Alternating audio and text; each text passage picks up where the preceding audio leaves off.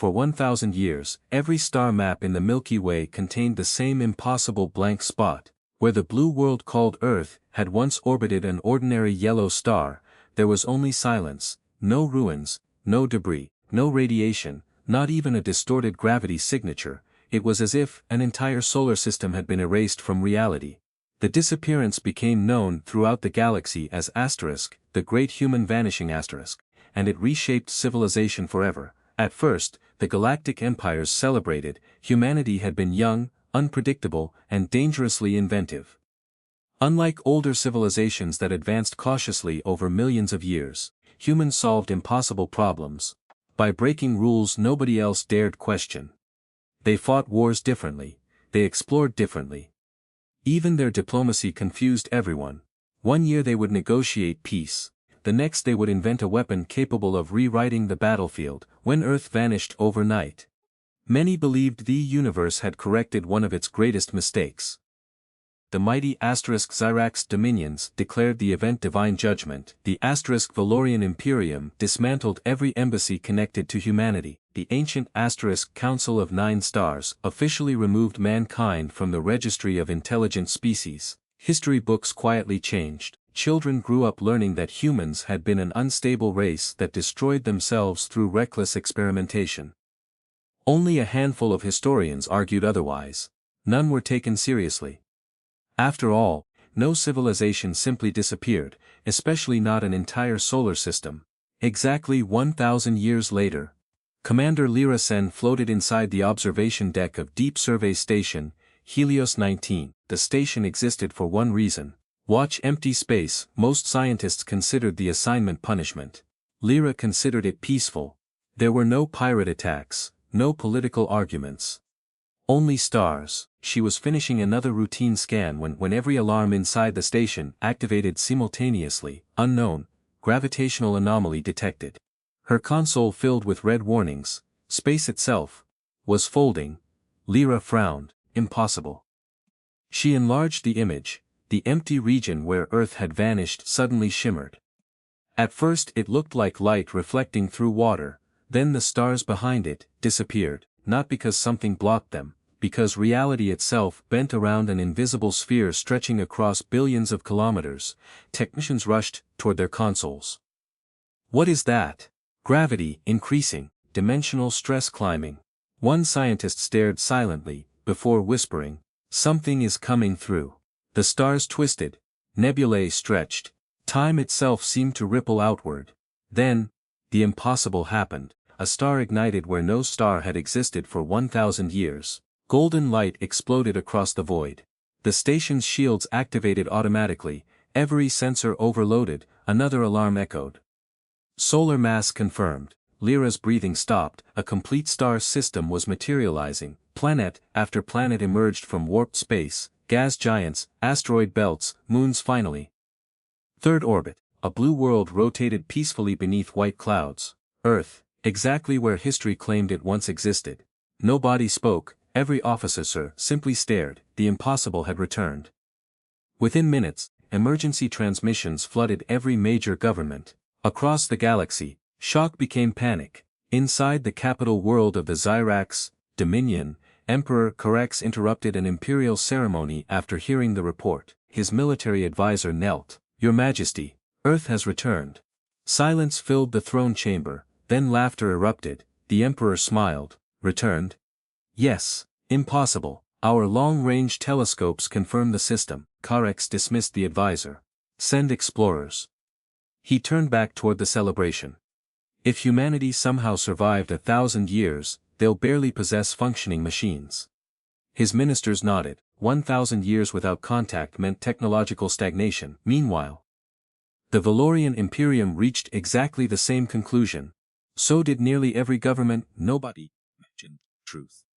Back on Helios 19, Lyra watched another impossible reading appear: energy signatures, thousands of them, not around Earth, far, beyond Pluto, entire fleets, massive, high. Within the outer system, she enlarged the image. Her heartbeat accelerated. Each vessel dwarfed anything she had ever seen. One ship alone measured over 40 kilometers long, another stretched nearly 60. There weren't dozens. There weren't hundreds, there were thousands, perfectly organized waiting, as if they'd expected visitors. Then, every sensor aboard Helios shut down. A transmission had overridden them, not hacked, politely interrupted. A calm human voice filled the station. Unidentified observation platform, this is Earth Defense Fleet Command, you are observing sovereign human territory, there is no cause for alarm. We request peaceful communication. Lyra blinked, the translation software identified the language. English exactly as archived 1,000 years earlier. The pronunciation hadn't changed. Neither had the grammar, the voice sounded calm, confident, almost welcoming, until the final sentence. Alclide military entry beyond the Kuiper boundary will be interpreted as hostile intent. Every officer exchanged nervous glances. Nobody knew what the Kuiper boundary even meant strategically. The message continued. Peaceful visitors remain welcome. Then, the transmission ended. No threats, no boasting, just certainty. Within hours, the galaxy responded exactly as humans predicted. Reconnaissance fleets launched, spy drones crossed toward Sol. Scientific expeditions hurried forward. The first to arrive belonged to the Zyrax Dominion. Admiral Vornak commanded 300 heavily armed warships. For centuries he had crushed pirate kingdoms, conquered frontier systems, and destroyed rival civilizations. Compared to his legendary career, investigating primitive survivors sounded almost insulting. His fleet slowed near Neptune, nothing happened. Sensors detected strange satellites, ancient-looking stations, small patrol ships, primitive by Dominion standards. Vornak smiled. As expected. His science officer nodded, minimal defensive posture, advance. The fleet crossed the invisible boundary. Immediately, every Dominion computer froze, not malfunctioned, paused, displays flickered, navigation vanished. Weapons shut down, communications disappeared, every system entered diagnostic mode simultaneously. Bridge officers panicked. What happened? Unknown interference. We've lost tactical control. Vornak slammed his command console, restore systems. Before anyone answered, every screen reactivated, one image appeared across every monitor, a single human officer, gray-haired calm, wearing a black naval uniform unlike anything in historical records. He spoke quietly. You have crossed a restricted defense perimeter. We assume this resulted from insufficient navigation data. Please alter course immediately. Vornak growled. You dare disable Dominion warships? The human smiled politely. No, we merely asked your computers to pause while we spoke. The admiral's expression hardened. Impossible. The human ignored him. We hope future meetings remain peaceful. The transmission vanished, instantly. Every Dominion system returned, perfectly functional, weapons online. Engines restored. Nothing damaged. Vornak sat silently. He had never encountered technology capable of politely overriding military AI without leaving a trace. Still, pride defeated caution. Continue forward. Far beyond Pluto. Something enormous awakened. Not a ship, a structure, buried inside darkness. Thousands of armored plates rotated apart, energy brighter than stars illuminated hidden weapons, artificial moons shifted position. Entire asteroid fields changed formation. Vornak finally saw them, fortresses, not orbiting planets, orbiting empty space itself. One computer estimated their dimensions, nearly 300 kilometers, another officer whispered. Those aren't stations. No, they're shipyards. Then, one fortress opened, an object emerged, slowly, majestically. At first the Dominion believed it was another station, until it moved. The vessel accelerated without visible engines. Its polished black hull reflected entire planets. Delector estimate, 120 kilometers, designation painted across its side in brilliant silver letters. HNS Eternity. Below it, thousands more signatures activated, every asteroid, every moon, every shadow. Warships, millions. Not hidden by camouflage. Because they simply hadn't been powered. The Dominion fleet suddenly resembled insects drifting before a mountain. Vornak whispered, retreat. But before engines engaged, the human admiral reappeared.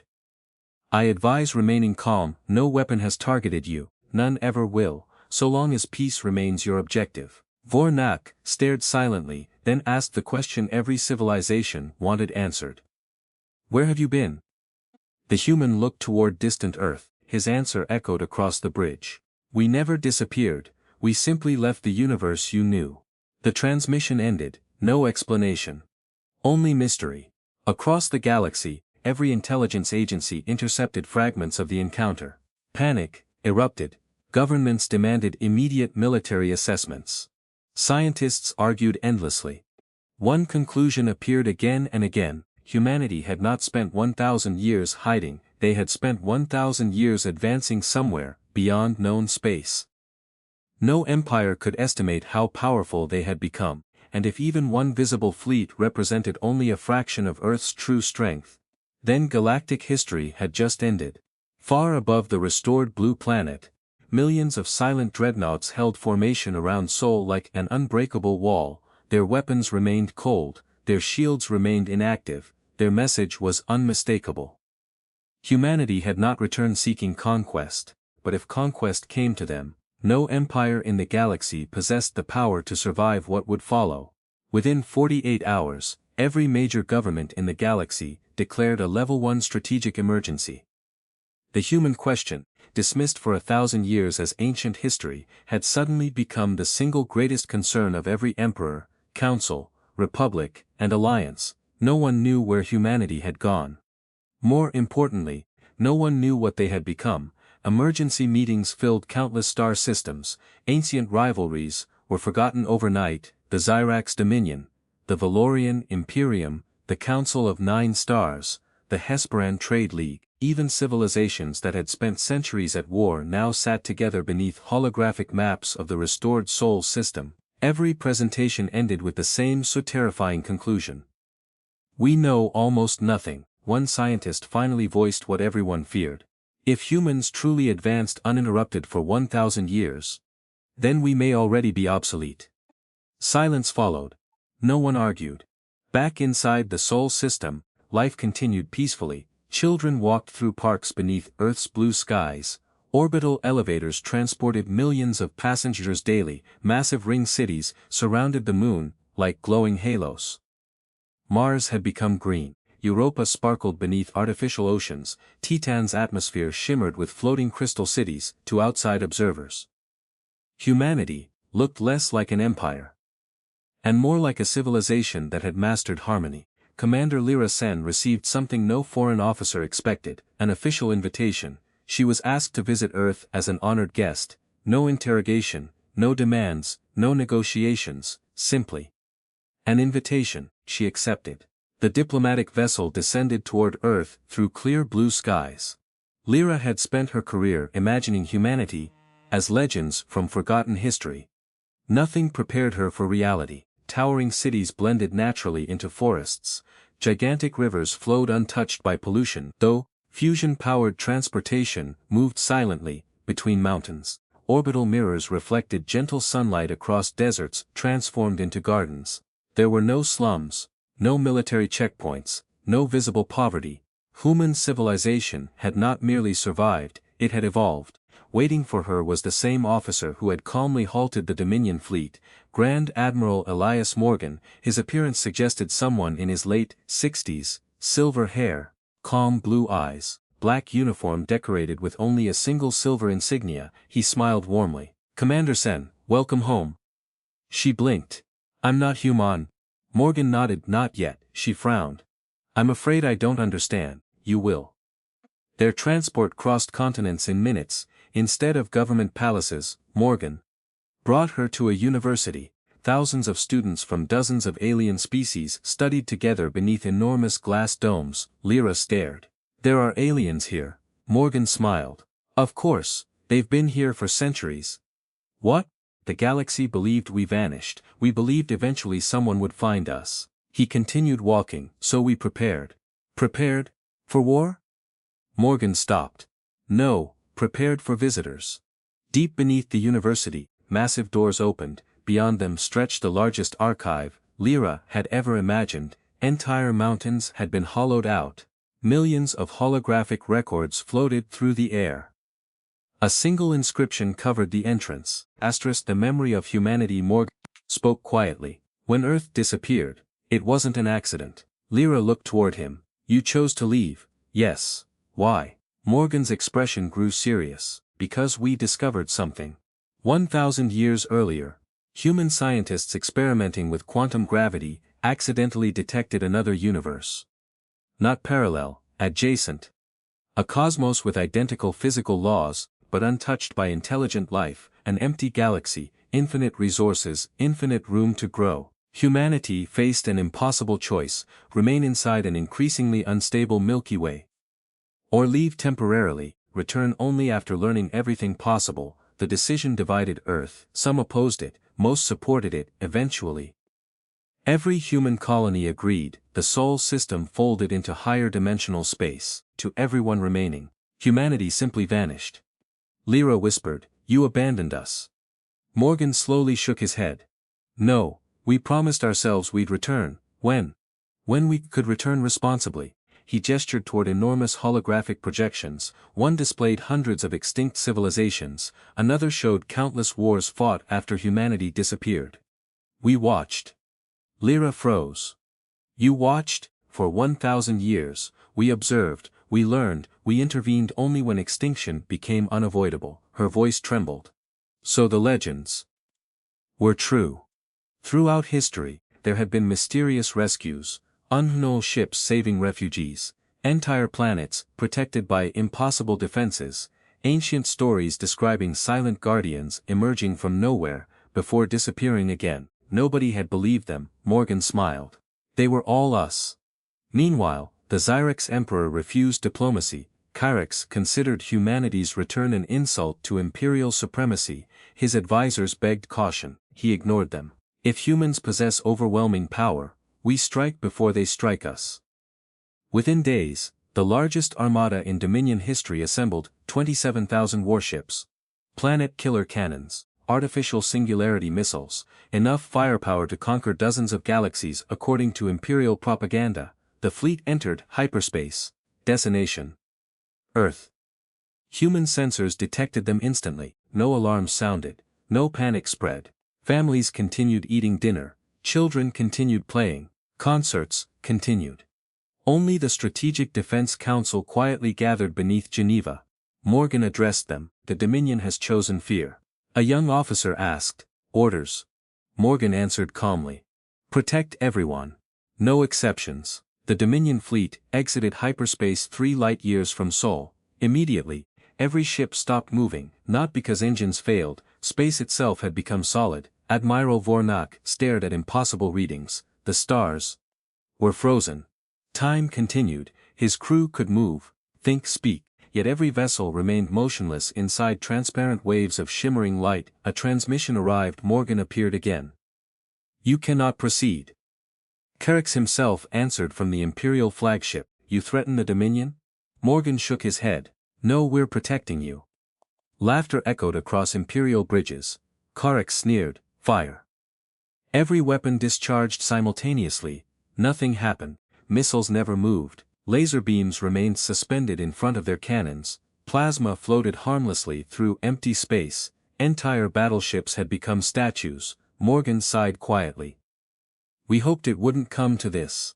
Project Horizon activated. Across the solar system, space unfolded. Lyra watched from Earth's orbit as structures larger than planets emerged from dimensions beyond ordinary perception. Not warships, worldships. Each carried entire ecosystems, cities, forests, oceans, civilizations. They were humanity's true achievement, not weapons, homes. Thousands of them. Every worldship surrounded the trapped Dominion fleet, without aggression, without targeting systems. Simply present. One Dominion captain whispered, "They could crush us." Another replied, "They don't need to." Morgan transmitted one final message. For 1,000 years, we explored realities beyond imagination. We discovered technologies capable of ending galaxies. We built weapons that should never be used. He paused. So we dismantled them. Kyrex frowned. "You expect us to believe that?" Morgan nodded. "Power without restraint destroyed countless civilizations. We refuse to become another." He raised one hand. Around the trapped fleet, the frozen missiles quietly disappeared, not destroyed. Disassembled atom by atom, every weapon aboard every Dominion ship became harmless raw material, no explosions, no casualties. Only silence. Then, the impossible happened. Human engineers transmitted complete blueprints. Unlimited clean energy, medical technology capable of curing every known disease, terraforming systems, food replication, quantum education networks. Morgan spoke softly. We did not return to rule, we returned to share. Karex stared in disbelief. Why? Morgan looked toward Earth. Because someone once gave humanity a chance. Now it's our turn. Months passed, the galaxy transformed, former enemies built research stations together, borders became trade routes.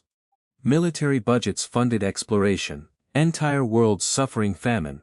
Received human atmospheric processors, dead planets bloomed, ancient diseases vanished, even the proud Xyrax Dominion slowly accepted cooperation. One afternoon, Emperor Karex personally visited Earth. Not as a conqueror, as a guest, standing beneath the same blue sky humans had protected for millennia, he quietly asked Morgan, "You truly expected us to attack?" Morgan smiled. "We prepared for both outcomes. And if we had chosen peace immediately," Morgan looked toward children of dozens of species playing together in a nearby park, "we would have welcomed you exactly the same." Years later, a new generation grew up knowing no galactic wars. The terrifying fleets around Earth remained silent, inactive, no longer symbols of fear. But, reminders, inside the Galactic Historical Museum, Commander Lyra Sen stood before a simple display. It contained only one sentence engraved beneath an image of Earth disappearing 1,000 years earlier. The greatest civilizations are remembered not for the wars they win, but for the future they choose to build. Visitors from hundreds of worlds stop to read it every day. Many ask the same question. Why did humanity become so powerful? The museum guides always smiled before answering, because they spent 1,000 years preparing. Not to conquer the galaxy, but to make sure no one else ever had to. Above the museum, Earth's night sky glittered with peaceful orbital cities. Beyond them, the immense human world ships continued their silent patrol through the stars. Not as rulers, not as conquerors, but as guardians of a galaxy that had finally learned the lesson humanity had carried with it since the day it first left its homeworld. True power is measured not by what you can destroy, but by how much you choose to protect. At an end.